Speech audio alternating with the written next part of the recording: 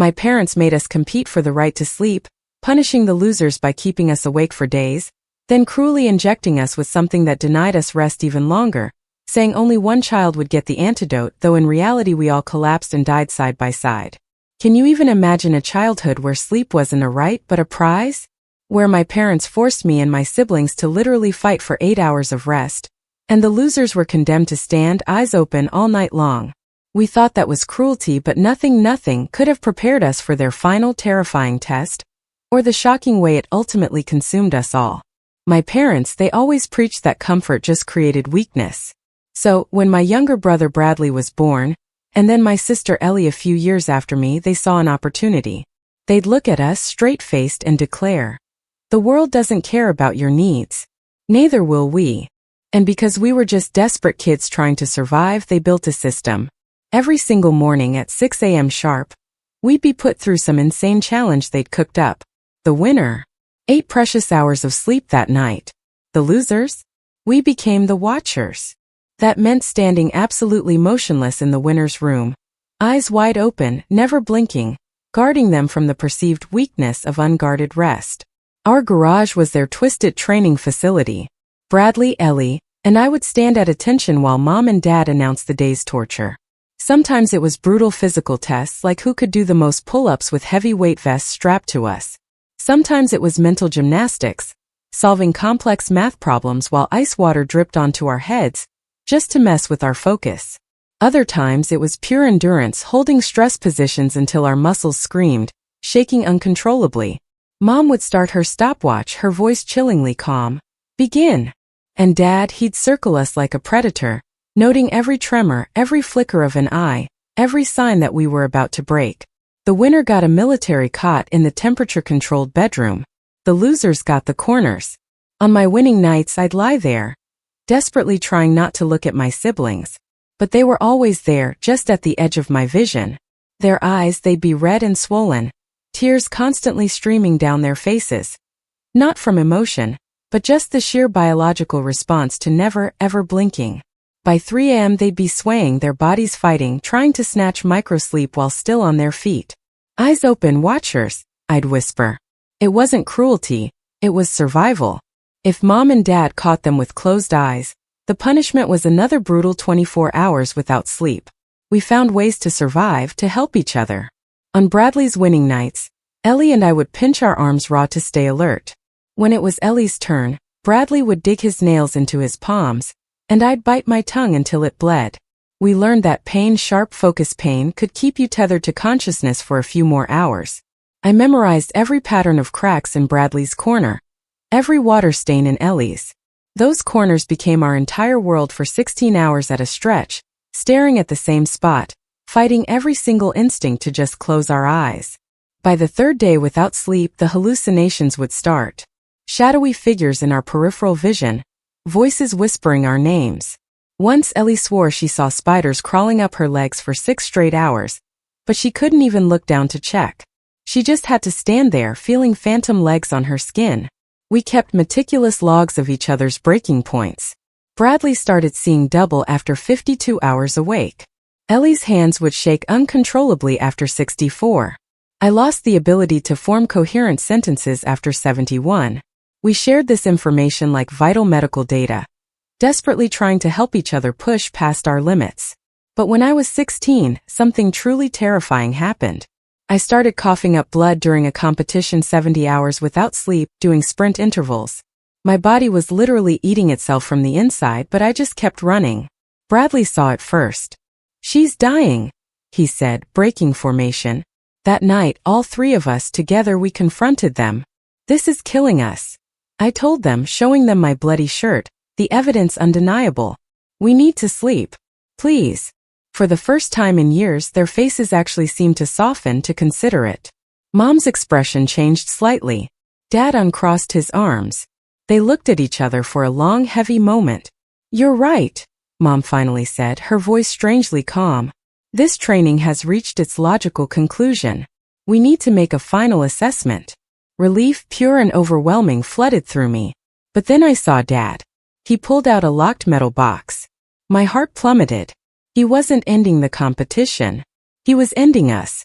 72 hours, he said, his voice terrifyingly calm, as he opened the box to reveal 3 syringes. One final test. Last child standing wins permanently. The losers? Well, the weak don't survive in nature. Mom nodded, her military bearing chillingly back in place. After 72 hours without sleep, your bodies will start shutting down. Hallucinations, organ failure, complete physical collapse. The winner gets the antidote. The losers get permanent rest. She loaded the syringes with a clear, viscous liquid. We're accelerating the timeline. This injection prevents all sleep. Chemical warfare against your own biology. Your bodies will try to force unconsciousness, but the substance won't allow it. You'll experience every second of your system failing. Dad smiled, a cruel, knowing twist of his lips at our horror. You wanted us to let you sleep. The winner will. Forever unguarded, forever weak but alive. The losers will finally understand what real exhaustion means. He gestured to the corners we knew so well, the places that had been our prisons for so long. Take your positions. The final watch begins now. Bradley grabbed my hand, his palm trembling violently. Ellie was already swaying on her feet, barely holding on from last night's watch duty. After years of fighting for 8 hours of sleep, we now had 72 hours to convince our bodies to outlast each other, or 2 of us would close our eyes forever. The injection burned going in.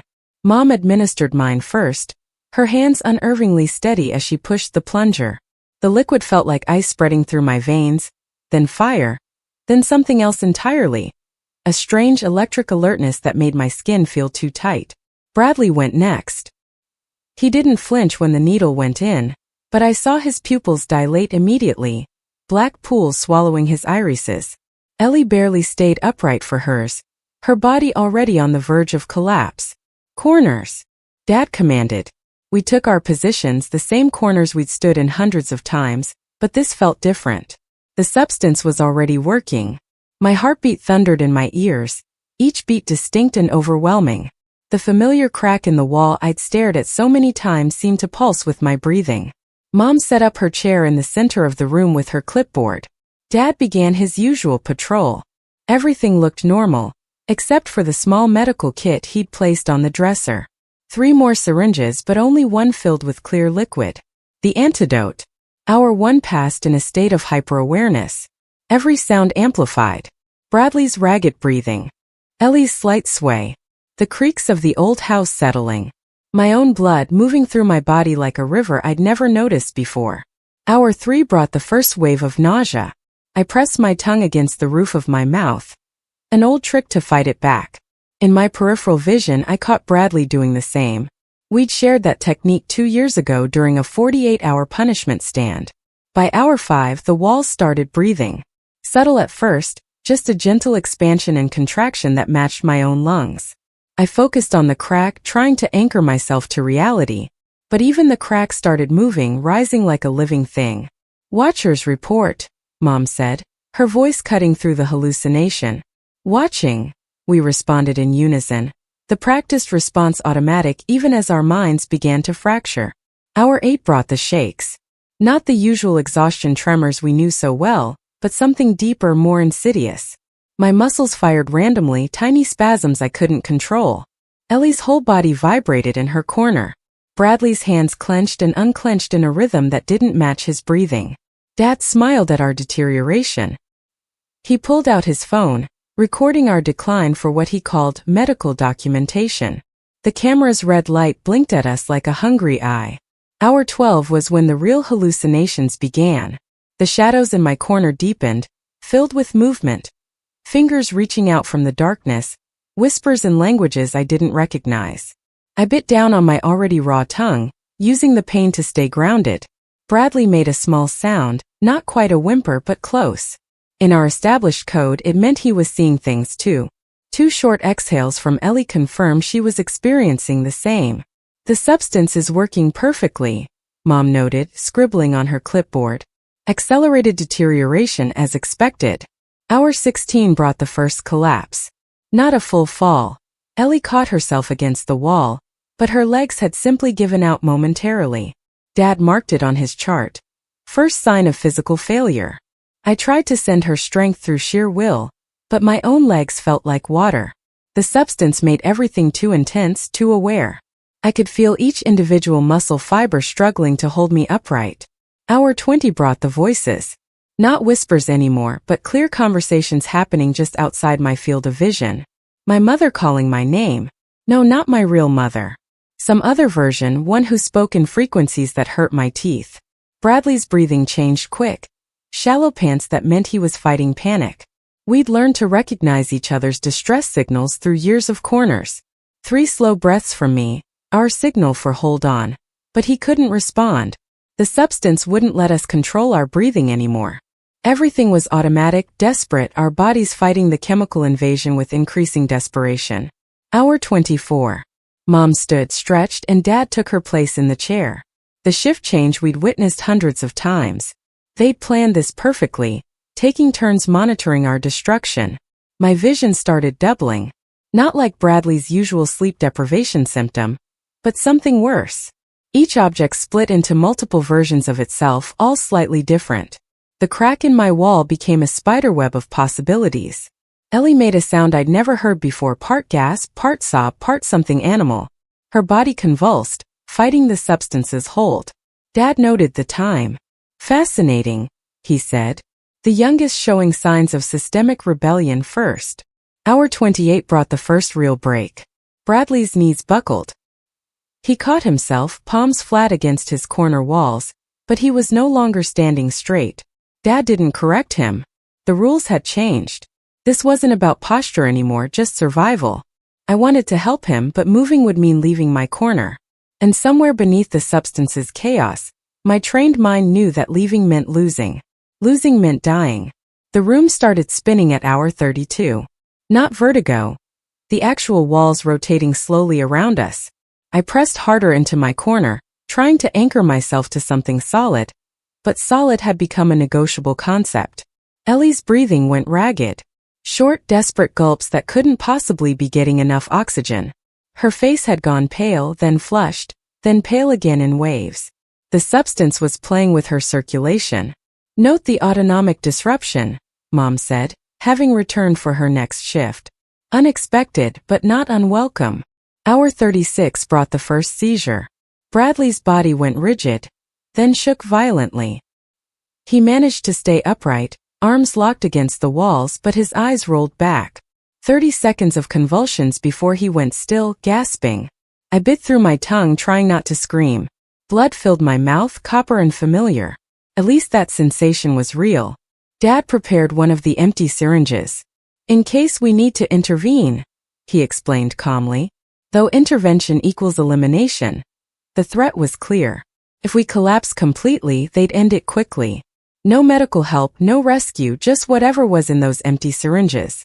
Hour 40 brought the separation. Not physical but mental.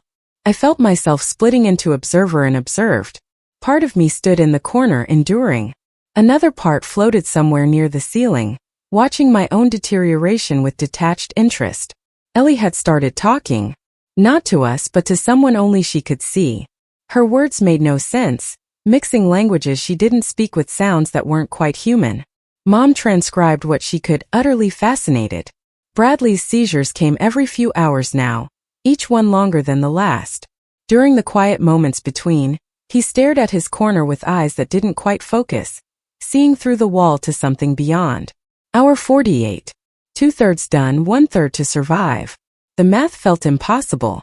My body had become a collection of failing systems. Kidneys aching, liver burning, heart skipping beats in patterns that felt like Morse code. Hydration break, Dad announced. He held water bottles to our lips, just enough to keep us from complete shutdown.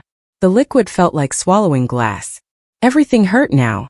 Existing hurt, breathing hurt, thinking hurt. But we were still standing, still watching, still alive. The walls had stories now, not hallucinations, memories. Every time we'd stood in these corners played out in front of me simultaneously. Years of exhaustion layered into a single moment. I was 6 and 16, and every age between, all standing in the same spot, all fighting sleep. Hour 52 brought Bradley's worst seizure yet. His body convulsed so violently that he hit his head against the wall. Blood ran down his face, but he didn't fall. He couldn't fall. The substance wouldn't let him lose consciousness, even as his brain misfired. Ellie had gone quiet. Not a good sign. Silence meant she was turning inward, following the hallucinations deeper. I tried to make noise, anything to anchor her, but my throat had stopped working properly. Only wheezes came out. Remarkable resilience, Mom noted. We've bred them well. Hour 56 brought a tiny, desperate revelation. Through the chaos of failing systems and fractured reality, I noticed something small, almost insignificant. Dad's coffee cup. He'd refilled it 6 times. Mom's energy drinks. 4 empties by her chair. They were tired too. Staying awake to monitor us meant they weren't sleeping either. No shifts long enough for real rest. They were running on caffeine and pure, twisted determination, but they were still human. I filed this observation away, though I wasn't sure why. My brain was too damaged to plan, but some deeper instinct recognized its importance. Hour 60 brought the blood. Ellie coughed and red splattered her corner. Internal bleeding, just like I'd experienced during that final competition. Her body eating itself. Dad prepared another empty syringe. Not yet, Mom said. Let's see how far she can go. Bradley made a sound that might have been my name or might have been nothing. Communication had broken down completely. We were 3 islands of suffering, connected only by shared proximity to death. The substance peaked at hour 64. Everything intensified beyond description. Colors that didn't exist, sounds that had texture. Time that moved backwards and forward simultaneously. Reality became optional, negotiable, irrelevant. But still we stood, still we watched, still we endured, because that's what we'd been trained to do. The room temperature dropped suddenly. Not the controlled coolness our parents maintained, but something unnatural that made my teeth chatter despite the substance's fire in my veins. I watched Mom adjust the thermostat, cranking it down to near freezing. The cold would make our muscles seize faster, force our bodies to burn through what little energy remained. Bradley's teeth clicked together in rapid succession. His whole body shook now, not from seizures, but from the temperature assault. Ellie pressed harder into her corner, trying to conserve warmth that didn't exist. The blood from her cough had frozen on her chin, a red crystal marking her deterioration. Dad brought in space heaters, positioning them directly in front of Mom's chair. They created their own pocket of warmth while we froze. The contrast made everything worse, watching them comfortable while ice formed in our lungs with each breath. Hour 66 arrived with new torment. Mom produced a small device from her medical kit, something that emitted a high-pitched frequency just at the edge of hearing. The sound burrowed into my skull, making the hallucinations dance faster. Bradley's hands flew to his ears before remembering he couldn't move them from the wall. The noise did something to the substance in our systems. My vision fractured into prismatic patterns, each surface reflecting impossible angles. Ellie's corner seemed to stretch into an infinite tunnel. Bradley's wall appeared to be melting upward, defying gravity. Dad increased the frequency. The sound became a physical presence, pressing against our eardrums like needles. I felt something warm trickle from my left ear. Blood probably, though in my current state it might have been anything. Through the chaos I noticed Mom yawning. She tried to hide it behind her clipboard, but I caught the motion. 7 empty energy drink cans now littered the floor beside her chair. Dad's coffee consumption had increased, too. He was brewing a new pot every 2 hours. Hour 68 brought vomiting. Ellie went first, her body rejecting the water Dad had given us. She managed to turn her head just enough to avoid choking, but the effort left her weaker. The smell made Bradley gag, starting a chain reaction. Soon, all 3 of us had emptied our stomachs, though there was little to expel. Mom noted the times with clinical detachment. Dad seemed pleased by this development, explaining to his phone camera how the body systems were shutting down in sequence. First cognitive function, then motor control, now digestive rejection. My legs gave out at hour 69. Not completely. I caught myself against the walls like Bradley had done hours earlier, but I could no longer stand straight. My knees bent at odd angles, muscles cramping in positions they'd never held before. The substance wouldn't let me fall, but it couldn't keep me truly upright either. Dad moved to prepare another empty syringe, but Mom shook her head. They wanted to see how far we could bend before breaking completely. I wondered if they'd made bets on who would fail first. The high-frequency sound suddenly cut out, leaving a ringing silence that was somehow worse. My ears felt full of cotton and bees. Bradley's equilibrium failed without the constant noise to orient against. He swayed dangerously, overcorrecting with each movement. Hour 70 arrived with Dad's announcement of another hydration break. This time the water contained something extra. Salt maybe, or some other mineral that made our throats burn. Ellie choked on hers, spraying pink-tinged liquid across her corner. The blood was mixing with everything now. I tried to focus on our parents' exhaustion, the only hope I could cling to. Mom's usually perfect posture had started to slump. Dad's patrol pattern had become less precise, his footsteps dragging slightly. They were fighting their own battle against sleep, though theirs was voluntary. Bradley's next seizure lasted 2 full minutes. His body thrashed against the walls with enough force to leave marks. When it ended, he hung limply in his corner, only the substance's cruel chemistry keeping him conscious. His eyes had gone glassy, staring at nothing. The room's corners started to merge in my vision. Not just blurring, actually flowing together like paint. I could see all 3 of us simultaneously, our bodies becoming one writhing mass of exhaustion. The substance was breaking down the barriers between self and other, reality and nightmare. Hour 71 brought the worst hallucination yet. The walls disappeared entirely, replaced by an endless void. We stood on nothing, suspended in black space. Only the pressure against our palms confirming any surface existed. Ellie whimpered, the first sound she'd made in hours. Mom's pen scratched across her clipboard, but the sound came from everywhere and nowhere. Dad's footsteps echoed in the void, each one lasting forever. Time had become elastic, stretching and compressing with our heartbeats. Then I saw it. Mom's head nodding forward before she jerked it back up. Just for a second, but unmistakable. She was fighting microsleep, the same enemy we'd battled for years. Dad noticed too, moving to her side with another energy drink, but their supply was running low. I counted only 2 cans left in the cooler they brought. The coffee pot sat empty, forgotten in Dad's increasing distraction. They'd planned for our destruction, but hadn't fully accounted for their own endurance needs. Hour 72 should have been the end, but our parents had lied. Of course they had. The substances would keep working until our bodies completely shut down. Whether that took 72 hours or 100, this was never about a specific timeline. It was about watching us break.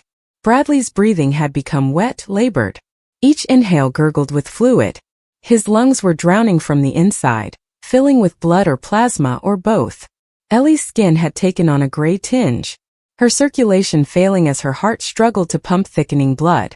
My own symptoms had progressed beyond description. Every system in my body screamed warnings I couldn't heed. My kidneys had stopped processing entirely. I could feel the toxins building up, poisoning me from within. My liver burned with a deep, constant ache that made breathing agony. But through it all, I watched our parents' deterioration accelerate. They'd been awake for 3 days now, monitoring us constantly. No real sleep, just brief shifts that weren't enough. The caffeine had stopped working. I could see it in their glazed eyes, their slowing reactions. Dad stumbled during his patrol, catching himself against Bradley's wall. The contact made my brother flinch, but Dad didn't notice. He was too focused on staying upright, on maintaining the appearance of control. Mom's writing had become illegible. She stared at her clipboard with unfocused eyes, pen moving in meaningless patterns. Her scientific documentation had devolved into scribbles.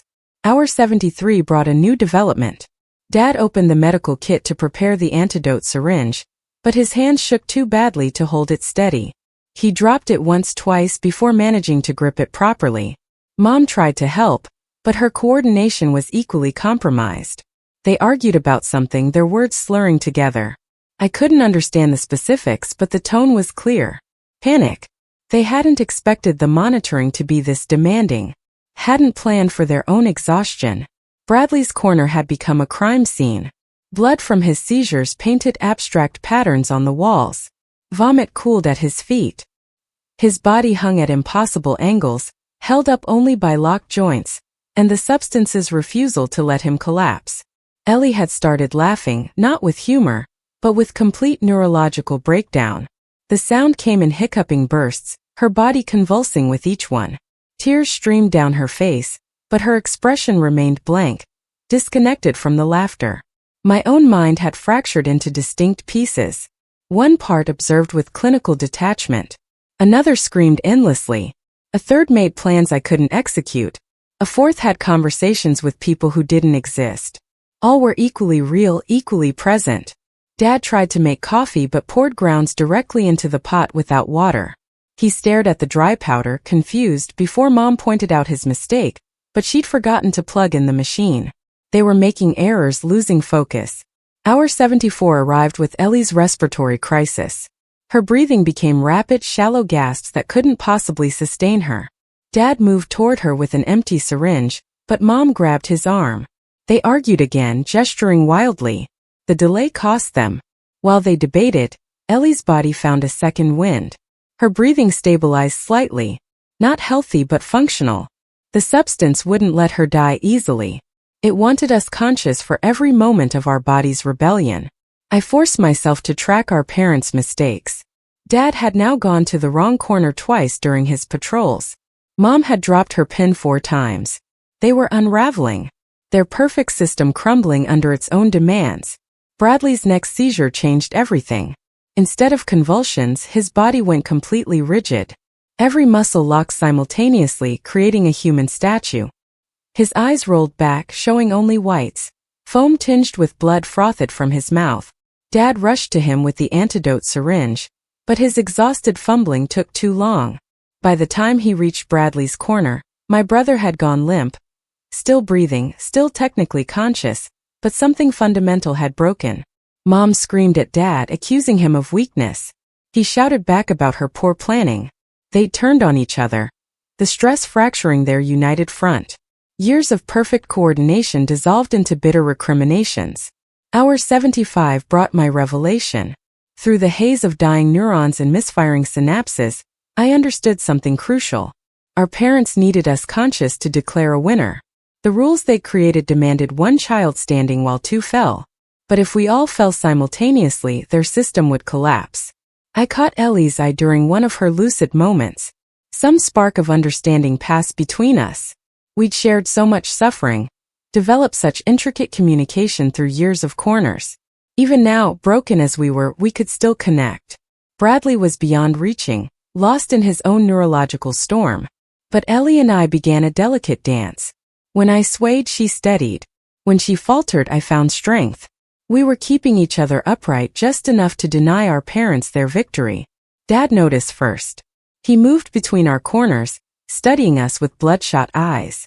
But his exhausted mind couldn't quite grasp what he was seeing. Mom was too focused on her illegible notes to notice the subtle cooperation. Hour 76 pushed us past human limits. My vision had reduced to a narrow tunnel. Ellie's skin had taken on a blue tinge from oxygen deprivation. Bradley existed in some liminal space between consciousness and coma. But our parents were failing too. Dad's legs shook with each step. Mom had given up on writing, just staring blankly at her clipboard. They designed a torture they couldn't sustain administering.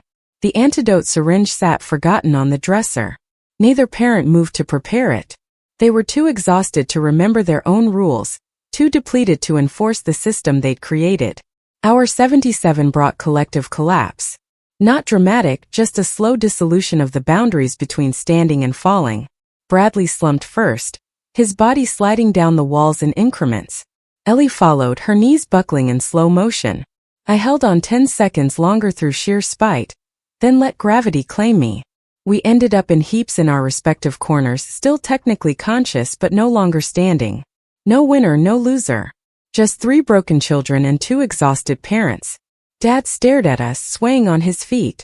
Mom had fallen asleep in her chair, clipboard sliding from her lap. The system had failed. Their perfect competition had ended in mutual destruction. Through the substance's haze, I felt something like hope. We'd found the flaw in their logic. They needed us to play by their rules, but extreme exhaustion made rules meaningless. We'd struck them by refusing to hit each other. Dad stumbled toward the medical kit, but his coordination had deteriorated too far. He knocked over the remaining syringes, sending them rolling across the floor. The antidote disappeared under Mom's chair. He dropped to his knees, searching blindly. Hour 78 passed in a blur of failed attempts. Dad couldn't find the antidote. Mom startled awake, then immediately dozed off again. We lay in our corners, conscious but immobile, waiting for whatever came next. The substance's effects had stabilized into a constant state of agony. No new symptoms, just the steady experience of every system in our bodies failing simultaneously. We'd reached equilibrium with our destruction. I watched Dad's desperate scrambling with detached interest. He created this situation, and now he couldn't control it. The perfect irony of our family's dysfunction. Parents who tortured us into submission now faced their own exhaustion. Mom woke again, tried to stand, and immediately sat back down. Her legs wouldn't support her. She called for Dad, but he'd collapsed beside the dresser, still searching for the antidote he'd dropped. Hour 79 brought silence. Dad had passed out on the floor. Mom dozed fitfully in her chair. We lay in our corners, suspended between life and death. Too broken to move but too drugged to sleep. The house itself seemed to hold its breath. No more tests, no more documentation, just 5 exhausted bodies and the ruins of a system built on cruelty. Hour 80 arrived with a shift in the air. Something had changed in the room's atmosphere, though my fractured mind couldn't identify what. Through blurred vision, I watched Mom's chair sit empty. Dad remained unconscious by the dresser. One arm stretched toward the space where the antidote had rolled. My siblings and I lay crumpled in our corners, bodies twisted into positions that defied comfort. Bradley's breathing had become a wet rattle. Ellie's skin displayed patches of purple where blood pooled beneath the surface. My own heartbeat stuttered in irregular patterns, sometimes racing, sometimes barely there. The substance continued its assault, but differently now.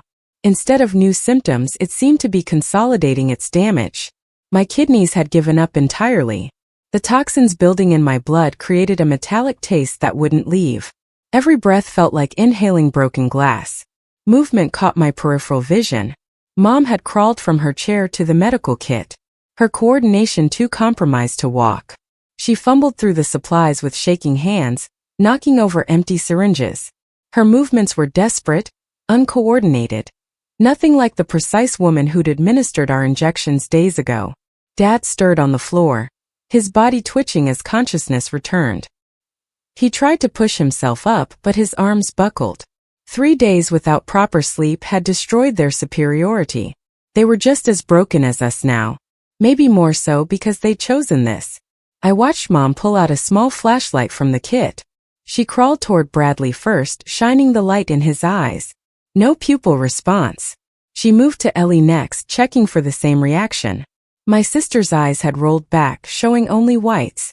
When Mom reached me, the flashlight beam felt like needles in my brain.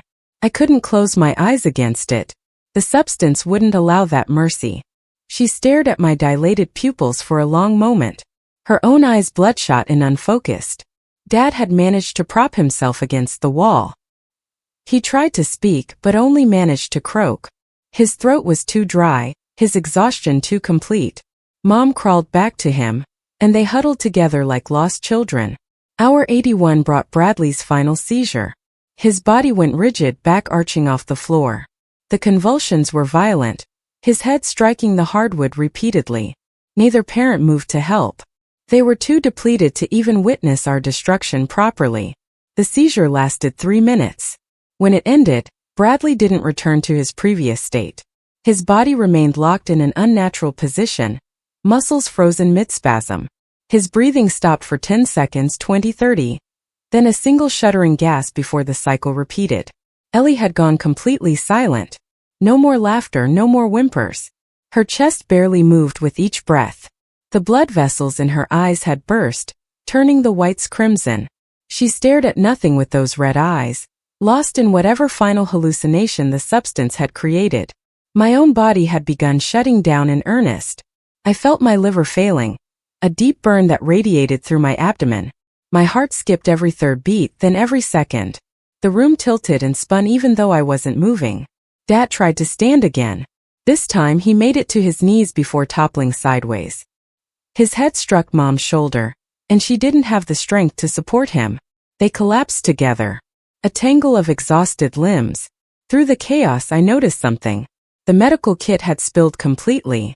Its contents scattered across the floor. Among the debris I spotted 3 identical syringes, not empty ones. These were filled with clear liquid. 3 antidotes, not 1. They'd lied about that too. There had never been just one winner. They could have saved all of us from the beginning. The realization should have sparked rage, but I was too far gone for emotion. It was just another fact in a lifetime of cruelty. Hour 82 arrived with Mom attempting to reach the spilled antidotes. She dragged herself across the floor, fingers grasping for the nearest syringe.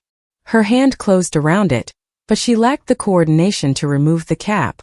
It slipped from her grip, rolling away. Dad watched her struggle without helping. He'd curled into himself against the wall, eyes vacant.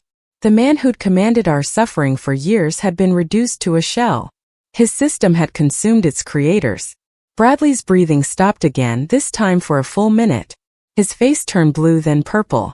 Just when I thought he was gone, another gasping breath tore from his throat. His body was fighting the substance's command to stay conscious even as it shut down. Ellie's corner had become a medical emergency. Blood seeped from her nose, her ears, the corners of her eyes. Internal bleeding had progressed beyond critical. Her body was dissolving from the inside, while the substance kept her aware of every moment. My vision had narrowed to a pinpoint. I could only see directly ahead. The familiar crack in my corner wall. It had been my focal point for so many watches, and now it would be the last thing I saw. There was poetry in that, though I was too damaged to appreciate it. Mom finally managed to grasp an antidote syringe.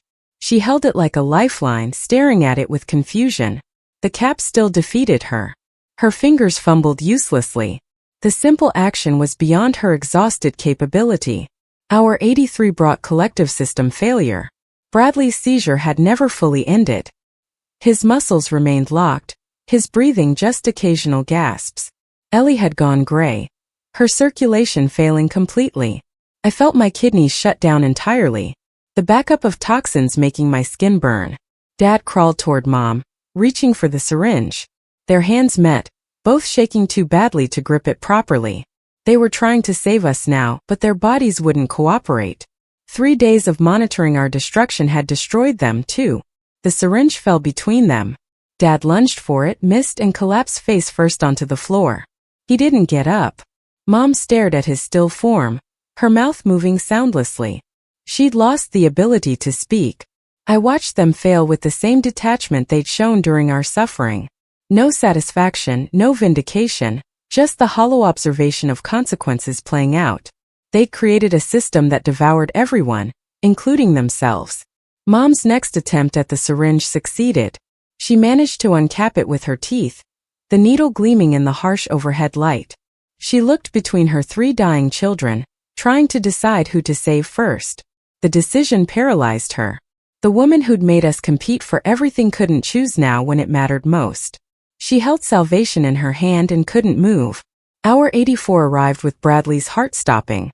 I heard it happen, the sudden absence of his irregular heartbeat that had provided a rhythm to our suffering. His locked muscles relaxed all at once, body going limp. Mom crawled to him, syringe raised. She tried to find a vein, but her shaking hands couldn't manage the injection. The needle skittered across his skin, leaving scratches but not penetrating. She was sobbing now. Great, heaving cries that shook her whole body. Ellie's breathing had become a death rattle. Fluid filled her lungs with each inhale. She was drowning in her own blood while the substance kept her conscious for the experience. Her red eyes tracked Mom's movements, aware, but unable to communicate. My heart stuttered, stopped, restarted. Each revival was weaker than the last. I felt my body preparing for final shutdown. Systems failing in sequence. The substance fought against it, demanding consciousness even as the vessel died. Dad hadn't moved in 10 minutes. His chest still rose and fell, but barely.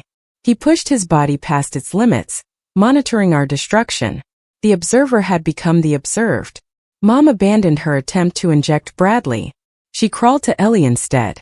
The syringe clutched desperately. This time she managed to pierce skin, but her thumb couldn't depress the plunger. Her strength had fled completely. I watched her fail to save my sister.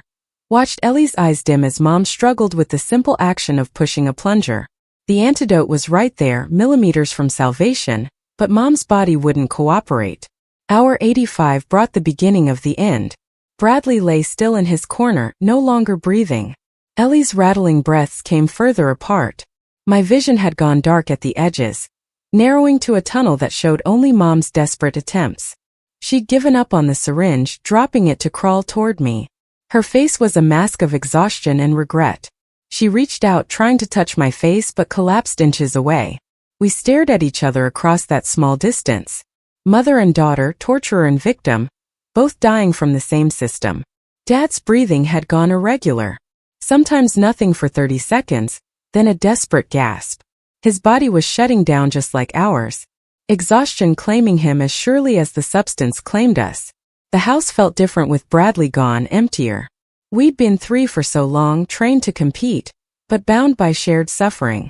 Now we were two and soon less than that. Ellie's breathing stopped mid-inhale. The rattle cut off abruptly, leaving silence.